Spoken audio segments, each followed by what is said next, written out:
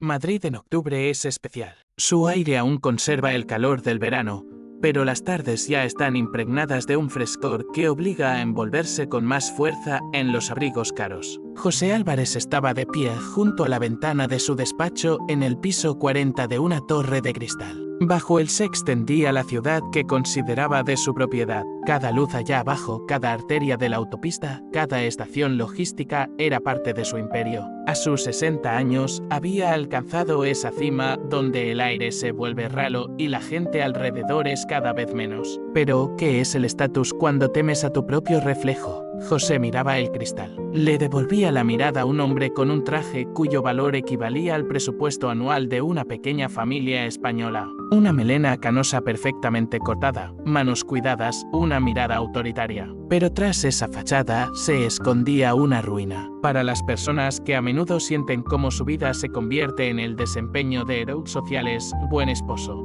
madre abnegada, colega exitoso, el estado de José se entendería sin palabras. Era el vacío. Un agujero enorme y negro en el centro mismo del pecho que no podían llenar ni los miles de millones en las cuentas, ni el respeto de los socios. Recordaba su mañana. Había empezado a las 5. No porque quisiera trabajar, sino porque ya no podía dormir. El sueño se había convertido para él en un lujo más caro que los diamantes. Cada noche veía lo mismo. Corría por un laberinto infinito de billetes mientras las paredes se estrechaban, convirtiéndose en un ataúd de papel. Su esposa, María, se despertó más tarde. Entró en el comedor cuando él ya estaba terminando su tercer café. Llevaba una bata de seda y, en el rostro, esa máscara de indiferencia que vestía desde hacía ya 15 años. José, dijo ella, sin mirarlo, no olvides que hoy tenemos que estar en la cena con el ministro. Y, por favor, ponte aquel reloj que compramos en Ginebra. Es importante para nuestra imagen. ¿Imagen?, preguntó él en voz baja. María, ¿y qué hay de nosotros? ¿Recuerdas cuándo fue la última vez que simplemente paseamos por el Retiro sin escolta y sin discutir contratos? Ella solo arqueó una ceja con extrañeza, como si él hubiera hablado en una lengua muerta. No seas niño, José. Hace mucho que superamos los paseos por el parque. Tenemos que estar a la altura de nuestro nivel.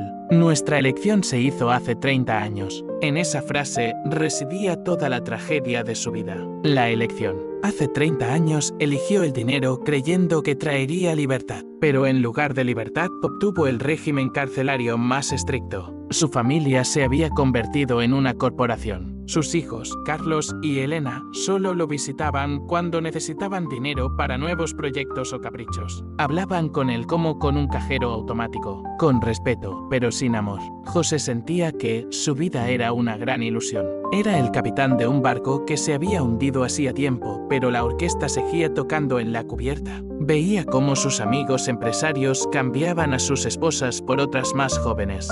Como compraban yates cada vez más grandes, intentando escapar de la vejez y de la comprensión de la vacuidad de su existencia. Él no quería ser uno de ellos. La palabra tiempo empezó a pulsar en sus sienes. A los 60 empiezas a contar no los beneficios, sino las primaveras que quedan. ¿Cuántas veces vería aún florecer los almendros? ¿Cuántas veces escucharía el rumor del oleaje en su Galicia natal? Comprendió que su estatus era un impuesto sobre su vida, y ese impuesto se había vuelto demasiado alto. En el trabajo todo era aún peor. Su oficina parecía un acuario de cristal. Los empleados lo miraban con miedo y una rabia contenida. Para ellos era un dios que podía destruir sus destinos con una sola palabra. Pero el propio Dios se sentía esclavo de sus subordinados. Tenía que garantizar el trabajo a miles de personas.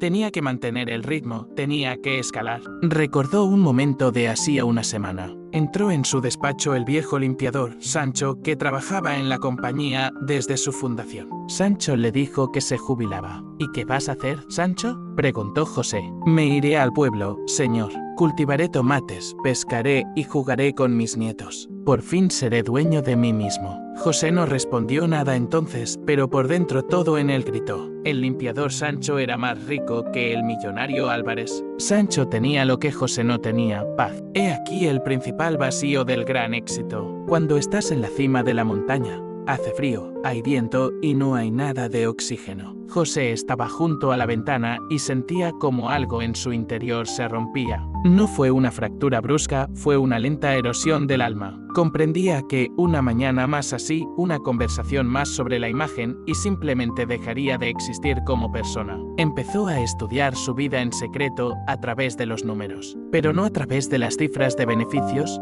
sino de las cifras de las oportunidades perdidas. ¿Cuántos cumpleaños de sus hijos se perdió? ¿Cuántas veces no estuvo al lado de María cuando ella sentía un dolor real? ¿Cuántos amigos perdió porque no eran útiles para el negocio? El resultado fue catastrófico. Estaba en bancarrota. Una bancarrota espiritual rodeada de montañas de oro. En esta parte vemos a José en su momento de mayor debilidad, que más tarde se convertirá en su fuerza. Comprendió que el estatus no es lo que tienes, sino lo que te posee a ti. A veces decimos, hemos acumulado tanto como puedo dejarlo todo. Pero José planteó la pregunta de otro modo, ¿cómo puedo seguir cargando con esto? Su familia estaba segura de que él era una roca, que era eterno, que siempre estaría allí para pagar sus caprichos. No notaban que la roca se había agrietado. No veían que sus manos temblaban al firmar otro contrato multimillonario. Estaban cegados por el brillo de su éxito y no veían la oscuridad en sus ojos. Aquella noche en Madrid fue la última en la que José se sintió parte de ese mundo. Tomó una decisión.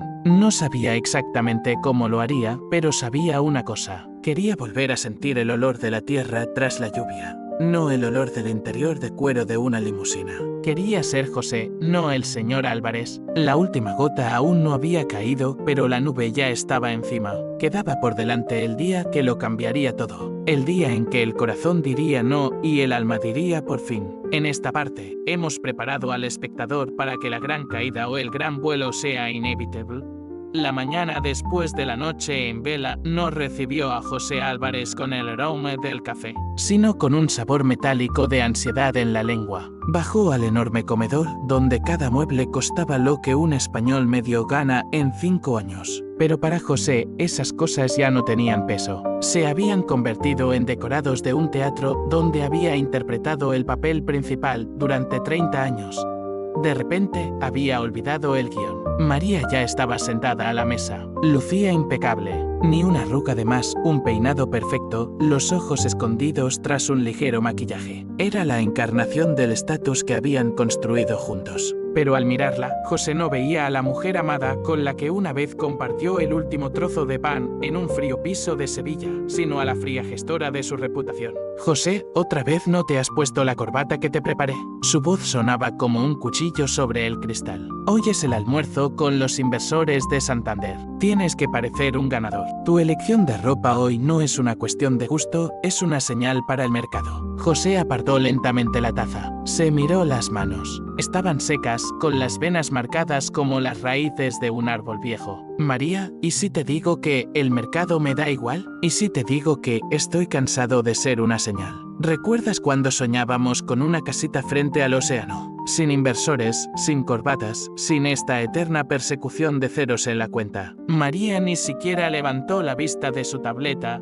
donde revisaba el calendario de eventos benéficos. No empieces otra vez con esa melancolía senil, José. Tenemos obligaciones, tenemos hijos, tenemos una familia, tenemos una posición en la sociedad. Tu vacío en el alma es solo cansancio. Cómprate un coche nuevo o vete una semana a una clínica de rejuvenecimiento en Suiza. Pero no te atrevas a destruir lo que hemos construido toda la vida. En ese momento entraron los hijos. Carlos, un apuesto joven de 28 años que creía que el mundo le pertenecía por derecho de nacimiento, y Elena, que a sus 24 ya conocía el precio de cada diamante en Madrid. Se sentaron a la mesa y la habitación se llenó de perfume caro y egoísmo. Papá, he revisado tus informes de ayer sobre el centro logístico de Barcelona, empezó Carlos, sin siquiera saludar. Gastas demasiado en paquetes sociales para los mozos de almacén. Es ineficiente. Si recortamos los gastos de seguros un 15%, podremos cerrar el trato del nuevo yate antes del verano. Es una cuestión de nuestro estatus. No podemos aparecer en Marbella con el modelo del año pasado. José miró a su hijo. Veía en él su propio reflejo de hace 20 años, pero sin la chispa de laboriosidad que él mismo poseía. Carlos solo quería el resultado sin entender el proceso. Quería ser millonario sin ser humano. Carlos, esos trabajadores llevan 20 años conmigo. Tienen familias, hijos. Para mí no son solo números en un informe, pues para mí son números, respetó el hijo. Los negocios son una guerra. Y tú parece que te has vuelto demasiado blando. Mamá dice que necesitas descansar, pero yo creo que simplemente tienes que pasarme el derecho de firma. Soy joven, sé cómo funciona la ilusión moderna del éxito. Elena apoyó a su hermano, removiendo el café con desgana. Sí, papá, Carlos tiene razón. Estás raro. Miras las cosas como si no valieran nada. Y lo valen todo. Sin tu dinero, no somos nadie. Tienes que aguantar por nosotros. La palabra vacío llenó la habitación en ese instante.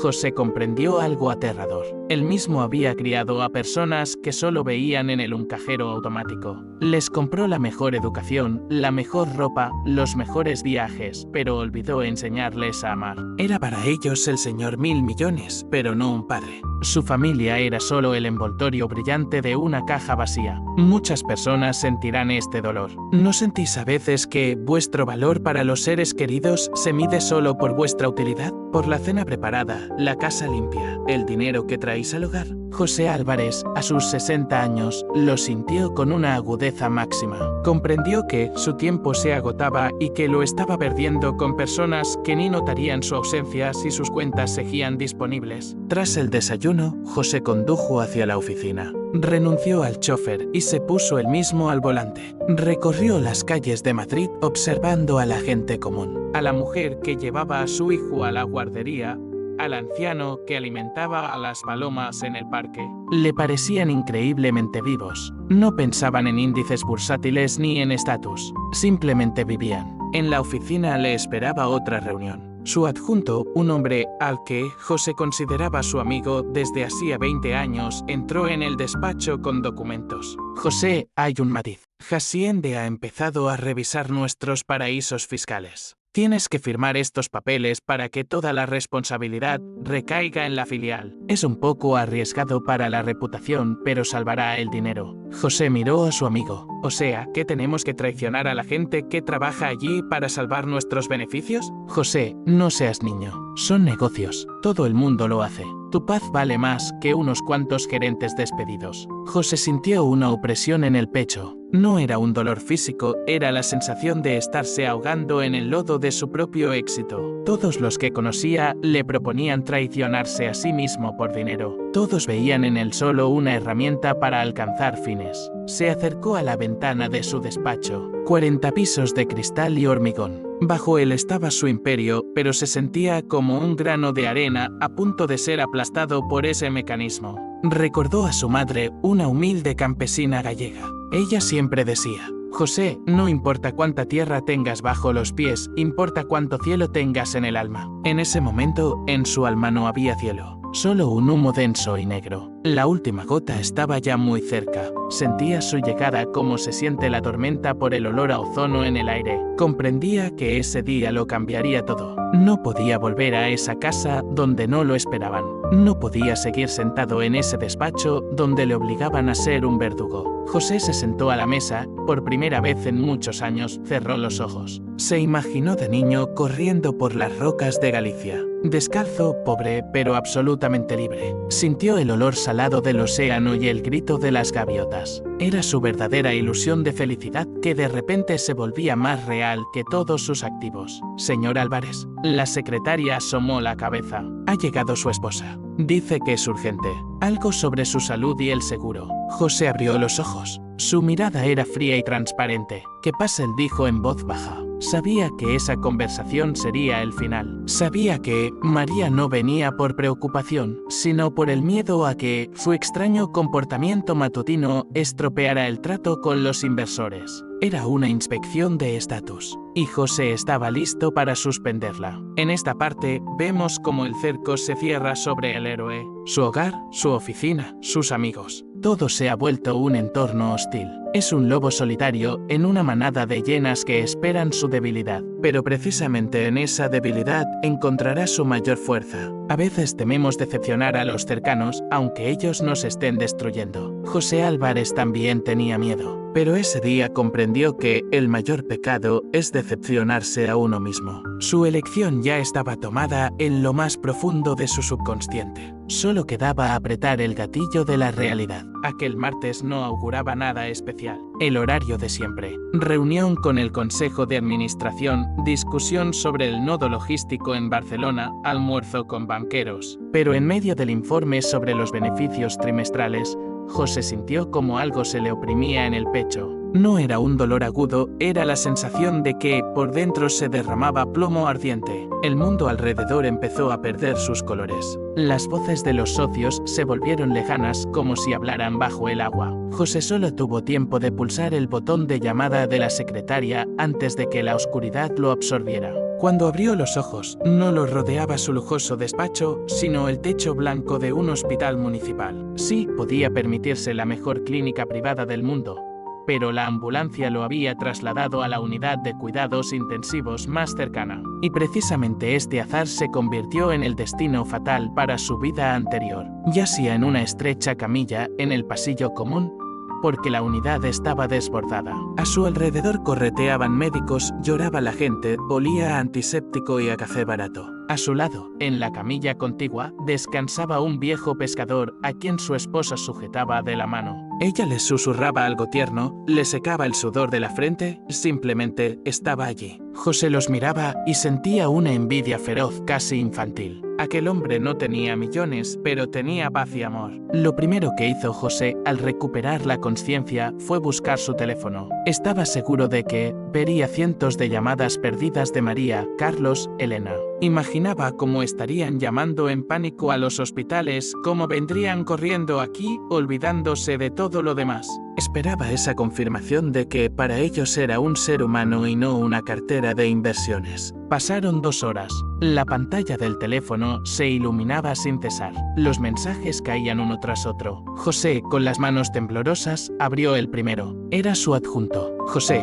¿dónde estás? Se nos cae la firma del contrato con los alemanes. Ponte en contacto de inmediato. El segundo, de su abogado. Urgente, necesito tu firma para la declaración de impuestos. El tercero, el cuarto, el quinto. Todos trataban sobre dinero. A la tercera hora de espera apareció un mensaje de su hijo, Carlos. El corazón de José dio un vuelco. Lo abrió con esperanza. El texto decía: papá, la secretaria dice que te has puesto mal. Escucha, necesito urgentemente acceso a la cuenta de reserva porque he pedido los repuestos para el yate y tu firma está bloqueada. Recupérate pronto, que tenemos un lío en la aduana. Ni un dónde estás, ni un qué ayuda necesitas, ni un voy para allá. Solo dinero, solo el yate, solo los negocios. Esa fue la última gota. José yacía en el frío pasillo del hospital, rodeado de extraños, y sentía como dentro de él algo moría definitivamente. No era su corazón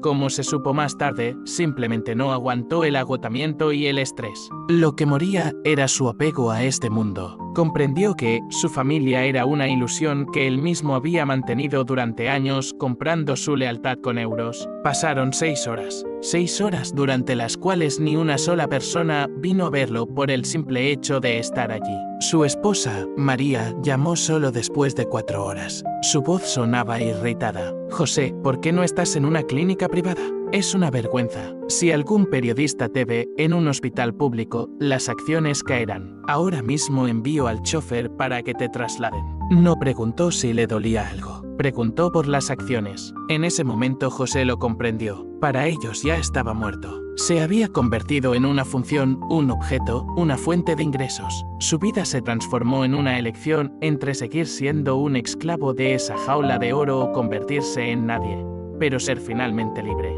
Quienes vean este vídeo, sentid este momento. Cuando te das cuenta de que todo lo que construiste de ese hogar a Idil, esos hijos educados, ese marido exitoso, se sostiene solo sobre tu propio recurso. Y en cuanto te caes, no te levantan. Te preguntan por qué la comida no está en la mesa. Es una comprensión aterradora, pero es precisamente la que da la fuerza para el cambio. José cerró los ojos. El ruido del hospital se convirtió para él en la música de la liberación. Tomó una decisión. No esperó al chofer de María. Se levantó a pesar de la debilidad, se acercó a la enfermera y pidió papel y bolígrafo. Pero no escribió un testamento. Escribió una nota breve para su adjunto. Me voy de vacaciones. Para siempre. Salió del hospital con la misma ropa con la que lo trajeron. Sin escolta, sin coche de lujo. Simplemente caminó por las calles de Madrid, respirando un aire nocturno que, por primera vez en 30 años, no olía al aire acondicionado de la oficina. Sabía que mañana su teléfono estallaría por la furia de sus familiares y el pánico de sus socios. Pero no le importaba. Aquellas 6 horas en el pasillo cambiaron su alma. Vio el precio real de su estatus, 0. Un vacío pleno y absoluto. Y precisamente ese vacío se convirtió en el cimiento de su futura libertad. Comprendió que ser millonario no es tener mucho dinero, es tener la posibilidad de marcharte cuando quieras. José Álvarez ya no era el dueño de un imperio, era simplemente un hombre con la chaqueta arrugada que caminaba al encuentro de su nueva vida. Por delante quedaba la gran liquidación del alma, la renuncia a la fortuna y un verdadero choque para todo el país. Pero esa noche, por primera vez en 60 años, sintió que estaba vivo. Siguiente al hospital fue para España el inicio de una tormenta mediática. Pero para José Álvarez comenzó con el silencio. Apagó su teléfono principal, aquel aparato que costaba miles de euros y estaba vinculado a cientos de procesos empresariales. En su lugar, compró en un kiosco corriente un ladrillo básico con una tarjeta SIM nueva. Fue su primer paso hacia lo que él llamaba libertad. Cuando apareció en la oficina a las 9 de la mañana, los empleados notaron el cambio. Iba sin corbata. Su chaqueta colgaba del respaldo de la silla. Por primera vez, no empezó revisando informes. Convocó a un grupo de abogados y auditores. Quiero iniciar el procedimiento de transferencia de activos, dijo con calma. Los abogados sonrieron pensando que se trataba de otra estrategia de optimización fiscal. Por supuesto, José. ¿A dónde lo movemos? ¿A un offshore en Caimán o creamos un nuevo trust en Suiza? A ninguna parte, respondió José, mirándoles fijamente a los ojos. Transfiero el 70% de las acciones del Imperio Logístico a una fundación benéfica de apoyo a las comunidades rurales de Galicia. El resto, a un fondo para primas a los empleados de base que lleven más de 15 años en la compañía. Mis casas de Madrid y Marbella salen a la venta. El dinero financiará centros de cardiología infantil. Se hizo un silencio tan denso que solo se oía el zumbido del aire acondicionado. Aquello no era un plan de negocios. Era un acto de autoinmolación de un ídolo. La palabra elección suele sonar bien en los libros de psicología, pero en la vida real, especialmente a los 60 años, esa elección es percibida por el entorno como una locura. Una hora después, las puertas de su despacho casi saltan de los goznes. Entró María, seguida de Carlos. ¿Te has vuelto loco?, gritaba su esposa, olvidando su compostura aristocrática. No tienes derecho. Es nuestro dinero. Es nuestro futuro. Estás agotado, te llevamos ahora mismo al psiquiatra. Carlos estaba blanco como el papel. Papá, no puedes regalar el Fondo de Galicia. He prometido a mis socios una participación en el negocio avalada por mis futuras acciones. Estás arruinando mi vida. José los miraba y no veía seres queridos, sino a depredadores a los que les quitan su presa. Ni uno solo preguntó, ¿cómo está tu corazón? Ni uno dijo, saldremos adelante, aunque vivamos con más humildad.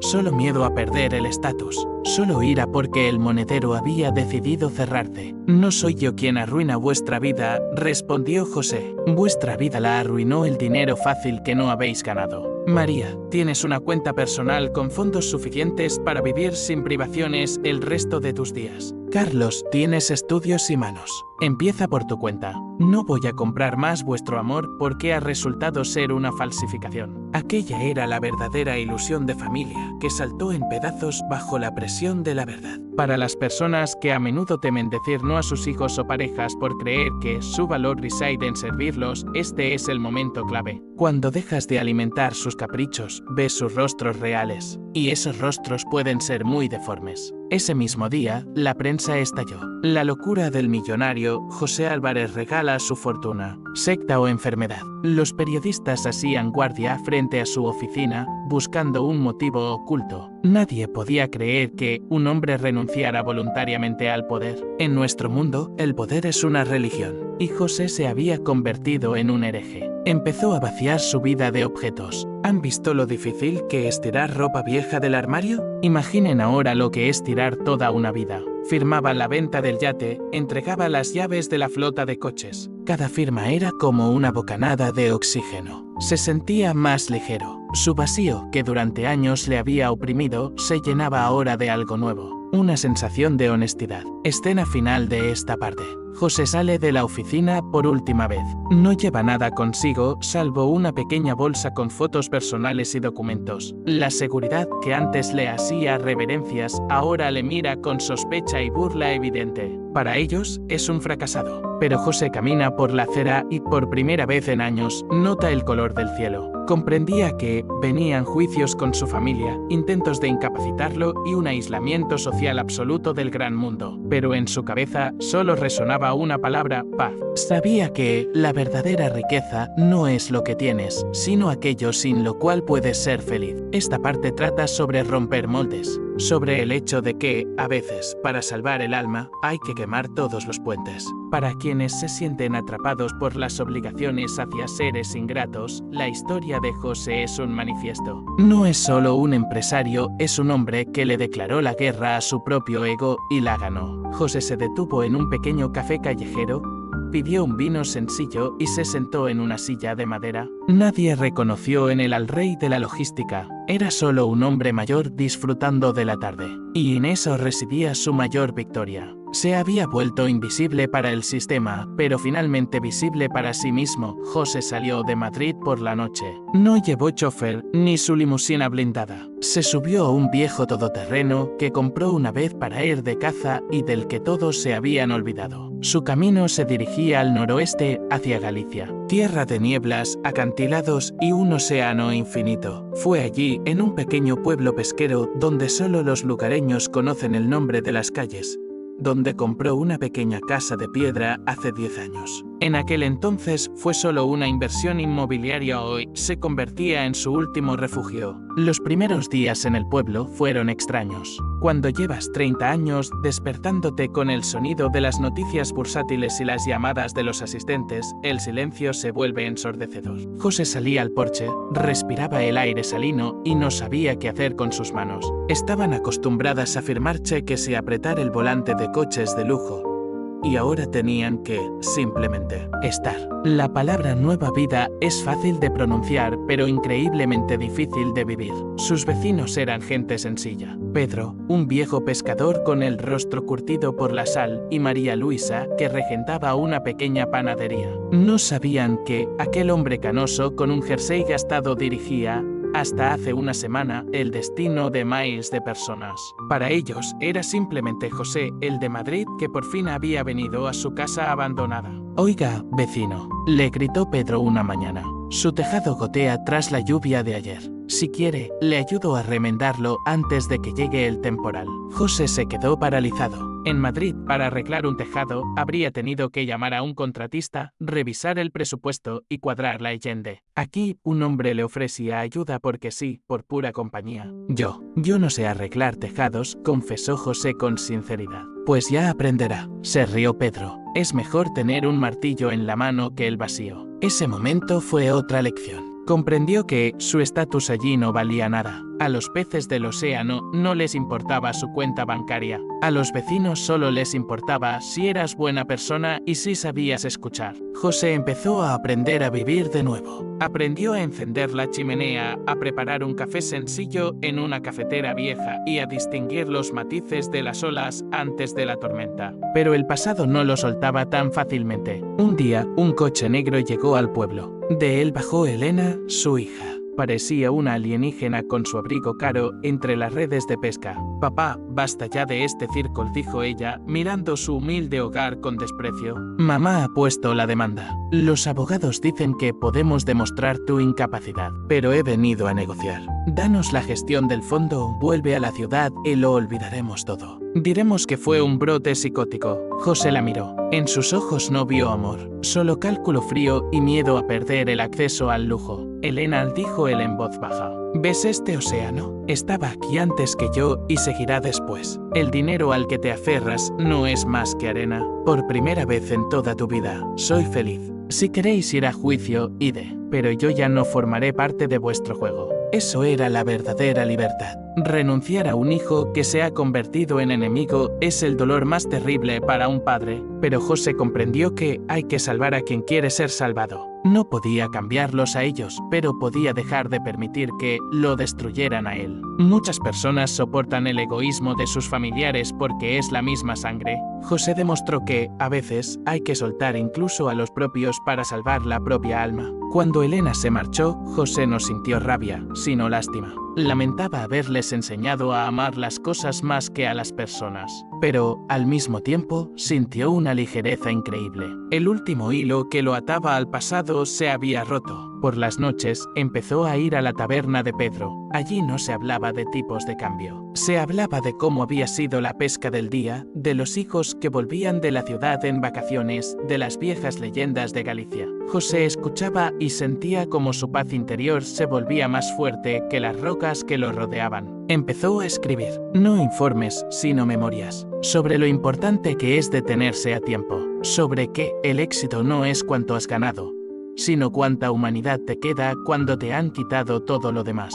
Empezó a ayudar en la escuela local, no con millones, que ya casi no le quedaban tras ceder sus activos, sino con su tiempo. Enseñaba a los adolescentes nociones de logística y matemáticas, pero no para que fueran millonarios, sino para que pudieran construir algo útil para su tierra. Una vez, María Luisa le preguntó, José, a veces parece que has perdido algo muy grande. ¿No estás triste? José sonrió por primera vez en años, era una sonrisa real, cálida, que venía del corazón. No he perdido, María. He tirado el lastre para que mi barca por fin pueda navegar. He perdido la ilusión, pero me he encontrado a mí mismo. Esta parte trata sobre cómo la verdadera riqueza llega cuando dejas de perseguirla. Para tu audiencia, esto es una esperanza. Incluso si toda la vida se ha dedicado a los demás, a los 60 años se puede empezar un camino propio. José Álvarez se convirtió en leyenda no cuando ganaba miles de millones, sino cuando fue feliz con un jersey viejo y vistas al océano. Pero quedaba el examen final, el juicio, donde su familia intentaría borrarlo definitivamente como individuo, y en esa batalla necesitaría toda la sabiduría que había cosechado en el silencio de Galicia.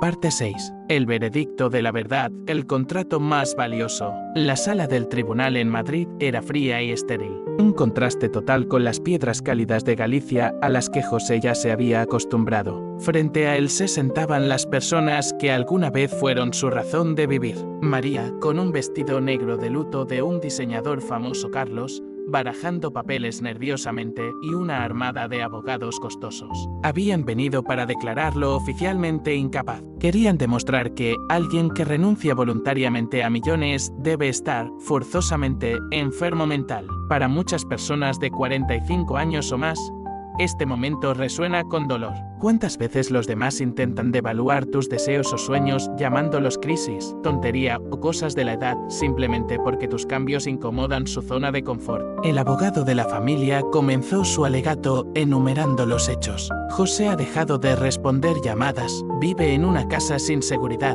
reparte sus activos a fundaciones, se relaciona con simples pescadores. Su señoría, la voz del abogado, sonaba pomposa. Estamos ante una desintegración clásica de la personalidad. Un hombre de tal estatus no puede, en su sano juicio, elegir la pobreza. Es una amenaza para la familia y la economía del país.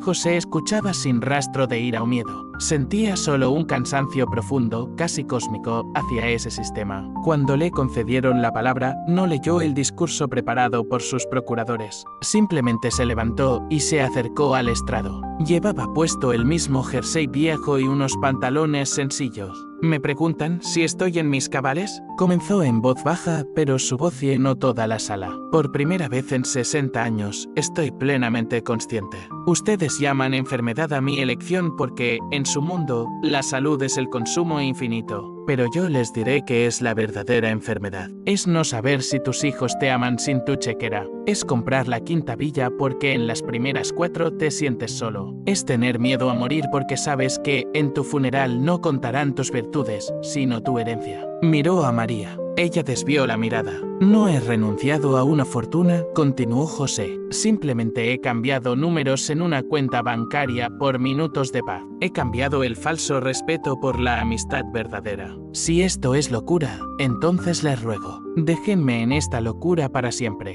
Fue la última gota de verdad que atravesó el muro de la hipocresía. La jueza, una mujer mayor que quizás también se había cuestionado el sentido de su vida tras ese estrado, miró largamente a José. No vio a un anciano demente, sino a un hombre que irradiaba luz propia. El fallo del tribunal fue breve. José Álvarez es declarado plenamente capaz. Su derecho a disponer de su propia vida y bienes es sin valla laval. Al salir de la sala, Carlos intentó detenerlo en el pasillo. Papá, ¿entiendes que ahora no volveremos a hablarte? Realmente nos has abandonado. José se detuvo y puso una mano en el hombro de su hijo. No, hijo, simplemente he dejado de manteneros. Siempre seré tu padre y mis puertas en Galicia siempre estarán abiertas. Pero allí no hay millonarios. Allí solo estoy yo. Si quieres conocer a mi verdadero yo, ven. Pero ven por mí, no por el dinero. Regresó a su pueblo. Ahora su vida era realmente transparente.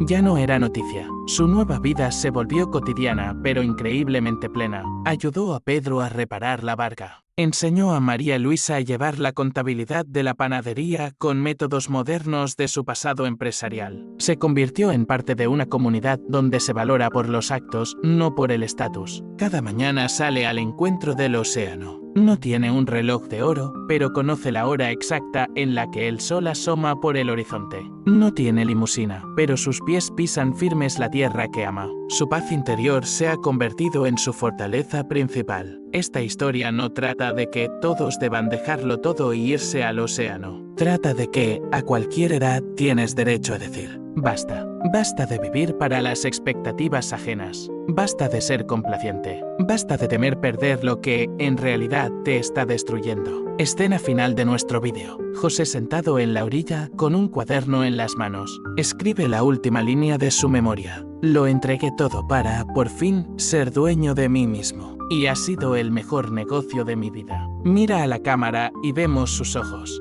Ya no queda rastro de aquel vacío con el que empezamos este relato. Hay fuego, hay vida. 6.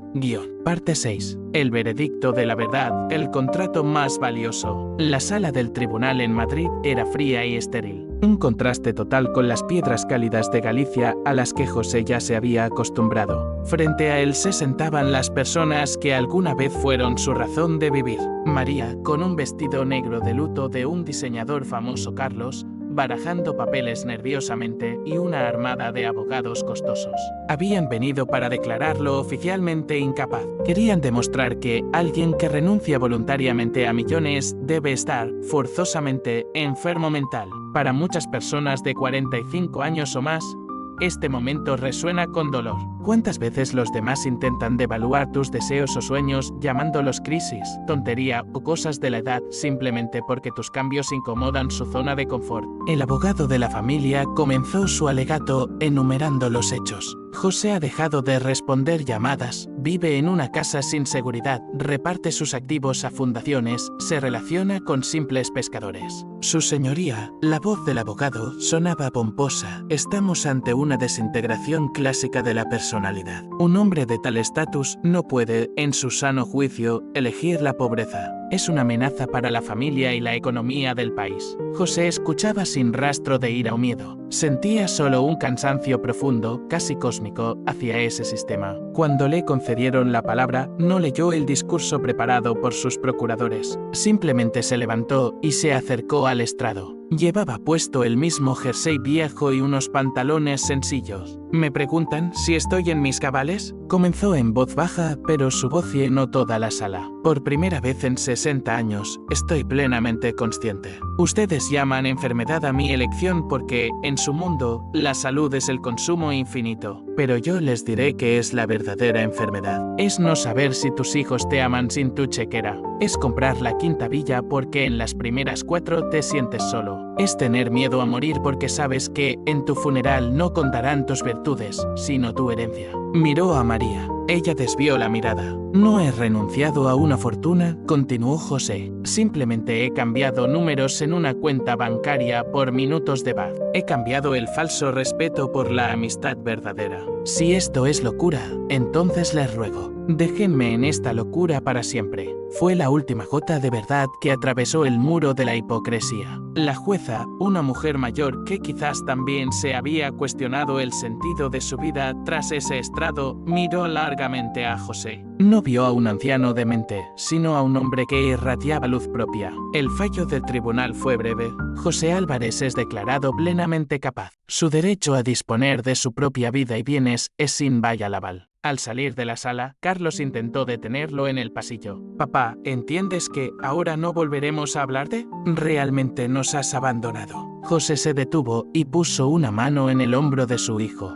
No, hijo, simplemente he dejado de manteneros. Siempre seré tu padre y mis puertas en Galicia siempre estarán abiertas. Pero allí no hay millonarios. Allí solo estoy yo. Si quieres conocer a mi verdadero yo, ven. Pero ven por mí, no por el dinero. Regresó a su pueblo. Ahora su vida era realmente transparente. Ya no era noticia. Su nueva vida se volvió cotidiana, pero increíblemente plena. Ayudó a Pedro a reparar la barca. Enseñó a María Luisa a llevar la contabilidad de la panadería con métodos modernos de su pasado empresarial. Se convirtió en parte de una comunidad donde se valora por los actos, no por el estatus. Cada mañana sale al encuentro del océano. No tiene un reloj de oro, pero conoce la hora exacta en la que el sol asoma por el horizonte. No tiene limusina, pero sus pies pisan firmes la tierra que ama. Su paz interior se ha convertido en su fortaleza principal. Esta historia no trata de que todos deban dejarlo todo y irse al océano. Trata de que, a cualquier edad, tienes derecho a decir: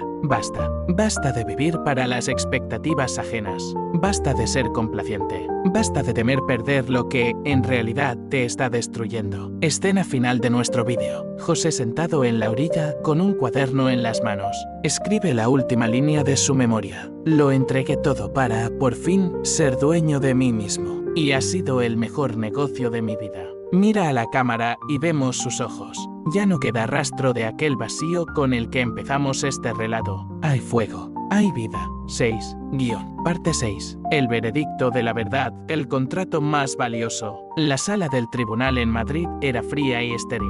Un contraste total con las piedras cálidas de Galicia a las que José ya se había acostumbrado. Frente a él se sentaban las personas que alguna vez fueron su razón de vivir. María, con un vestido negro de luto de un diseñador famoso, Carlos, barajando papeles nerviosamente, y una armada de abogados costosos. Habían venido para declararlo oficialmente incapaz. Querían demostrar que alguien que renuncia voluntariamente a millones debe estar, forzosamente, enfermo mental. Para muchas personas de 45 años o más, este momento resuena con dolor. ¿Cuántas veces los demás intentan devaluar tus deseos o sueños llamándolos crisis, tontería o cosas de la edad simplemente porque tus cambios incomodan su zona de confort? El abogado de la familia comenzó su alegato enumerando los hechos. José ha dejado de responder llamadas, vive en una casa sin seguridad, reparte sus activos a fundaciones, se relaciona con simples pescadores. Su señoría, la voz del abogado sonaba pomposa. Estamos ante una desintegración clásica de la personalidad.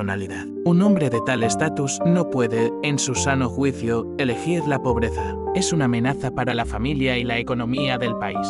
José escuchaba sin rastro de ira o miedo. Sentía solo un cansancio profundo, casi cósmico, hacia ese sistema. Cuando le concedieron la palabra, no leyó el discurso preparado por sus procuradores. Simplemente se levantó y se acercó al estrado. Llevaba puesto el mismo jersey viejo y unos pantalones sencillos. ¿Me preguntan si estoy en mis cabales? Comenzó en voz baja, pero su voz llenó toda la sala. Por primera vez en 60 años, estoy plenamente consciente. Ustedes llaman enfermedad a mi elección porque, en su mundo, la salud es el consumo infinito. Pero yo les diré que es la verdadera enfermedad. Es no saber si tus hijos te aman sin tu chequera. Es comprar la quinta villa porque en las primeras 4 te sientes solo. Es tener miedo a morir porque sabes que, en tu funeral no contarán tus virtudes, sino tu herencia. Miró a María. Ella desvió la mirada. No he renunciado a una fortuna, continuó José. Simplemente he cambiado números en una cuenta bancaria por minutos de paz. He cambiado el falso respeto por la amistad verdadera. Si esto es locura, entonces les ruego, déjenme en esta locura para siempre. Fue la última gota de verdad que atravesó el muro de la hipocresía. La jueza, una mujer mayor que quizás también se había cuestionado el sentido de su vida tras ese estrado, miró largamente a José. No vio a un anciano demente, sino a un hombre que irradiaba luz propia. El fallo del tribunal fue breve. José Álvarez es declarado plenamente capaz. Su derecho a disponer de su propia vida y bienes es sin vaya laval. Al salir de la sala, Carlos intentó detenerlo en el pasillo. Papá, ¿entiendes que ahora no volveremos a hablarte? ¿Realmente nos has abandonado? José se detuvo y puso una mano en el hombro de su hijo. No, hijo, simplemente he dejado de manteneros. Siempre seré tu padre y mis puertas en Galicia siempre estarán abiertas. Pero allí no hay millonarios. Allí solo estoy yo. Si quieres conocer a mi verdadero yo, ven. Pero ven por mí, no por el dinero. Regresó a su pueblo. Ahora su vida era realmente transparente. Ya no era noticia. Su nueva vida se volvió cotidiana, pero increíblemente plena. Ayudó a Pedro a reparar la barca. Enseñó a María Luisa a llevar la contabilidad de la panadería con métodos modernos de su pasado empresarial. Se convirtió en parte de una comunidad donde se valora por los actos, no por el estatus. Cada mañana sale al encuentro del océano. No tiene un reloj de oro, pero conoce la hora exacta en la que el sol asoma por el horizonte. No tiene limusina, pero sus pies pisan firmes la tierra que ama. Su paz interior se ha convertido en su fortaleza principal. Esta historia no trata de que todos deban dejarlo todo y irse al océano. Trata de que, a cualquier edad, tienes derecho a decir: basta. Basta de vivir para las expectativas ajenas. Basta de ser complaciente. Basta de temer perder lo que, en realidad, te está destruyendo. Escena final de nuestro vídeo. José sentado en la orilla, con un cuaderno en las manos. Escribe la última línea de su memoria. Lo entregué todo para, por fin, ser dueño de mí mismo. Y ha sido el mejor negocio de mi vida. Mira a la cámara y vemos sus ojos. Ya no queda rastro de aquel vacío con el que empezamos este relato. Hay fuego. Hay vida. 6. Parte 6. El veredicto de la verdad, el contrato más valioso. La sala del tribunal en Madrid era fría y estéril. Un contraste total con las piedras cálidas de Galicia a las que José ya se había acostumbrado. Frente a él se sentaban las personas que alguna vez fueron su razón de vivir. María, con un vestido negro de luto de un diseñador famoso, Carlos, barajando papeles nerviosamente, y una armada de abogados costosos. Habían venido para declararlo oficialmente incapaz. Querían demostrar que alguien que renuncia voluntariamente a millones debe estar, forzosamente, enfermo mental. Para muchas personas de 45 años o más, este momento resuena con dolor. ¿Cuántas veces los demás intentan devaluar tus deseos o sueños llamándolos crisis, tontería o cosas de la edad simplemente porque tus cambios incomodan su zona de confort? El abogado de la familia comenzó su alegato enumerando los hechos. José ha dejado de responder llamadas, vive en una casa sin seguridad, reparte sus activos a fundaciones, se relaciona con simples pescadores. Su señoría, la voz del abogado, sonaba pomposa. Estamos ante una desintegración clásica de la personalidad. Un hombre de tal estatus no puede, en su sano juicio, elegir la pobreza. Es una amenaza para la familia y la economía del país. José escuchaba sin rastro de ira o miedo. Sentía solo un cansancio profundo, casi cósmico, hacia ese sistema. Cuando le concedieron la palabra, no leyó el discurso preparado por sus procuradores. Simplemente se levantó y se acercó al estrado. Llevaba puesto el mismo jersey viejo y unos pantalones sencillos. ¿Me preguntan si estoy en mis cabales? Comenzó en voz baja, pero su voz llenó toda la sala. Por primera vez en 60 años, estoy plenamente consciente. Ustedes llaman enfermedad a mi elección porque, en su mundo, la salud es el consumo infinito. Pero yo les diré que es la verdadera enfermedad. Es no saber si tus hijos te aman sin tu chequera. Es comprar la quinta villa porque en las primeras 4 te sientes solo. Es tener miedo a morir porque sabes que en tu funeral no contarán tus virtudes, sino tu herencia. Miró a María. Ella desvió la mirada. No he renunciado a una fortuna, continuó José. Simplemente he cambiado números en una cuenta bancaria por minutos de paz. He cambiado el falso respeto por la amistad verdadera. Si esto es locura, entonces les ruego, déjenme en esta locura para siempre. Fue la última gota de verdad que atravesó el muro de la hipocresía. La jueza, una mujer mayor que quizás también se había cuestionado el sentido de su vida tras ese estrado, miró largamente a José. No vio a un anciano demente, sino a un hombre que irradiaba luz propia. El fallo del tribunal fue breve. José Álvarez es declarado plenamente capaz. Su derecho a disponer de su propia vida y bienes es sin valla laval. Al salir de la sala, Carlos intentó detenerlo en el pasillo. Papá, ¿entiendes que ahora no volveremos a hablarte? Realmente nos has abandonado. José se detuvo y puso una mano en el hombro de su hijo. No, hijo. Simplemente he dejado de manteneros. Siempre seré tu padre y mis puertas en Galicia siempre estarán abiertas. Pero allí no hay millonarios. Allí solo estoy yo. Si quieres conocer a mi verdadero yo, ven. Pero ven por mí, no por el dinero. Regresó a su pueblo.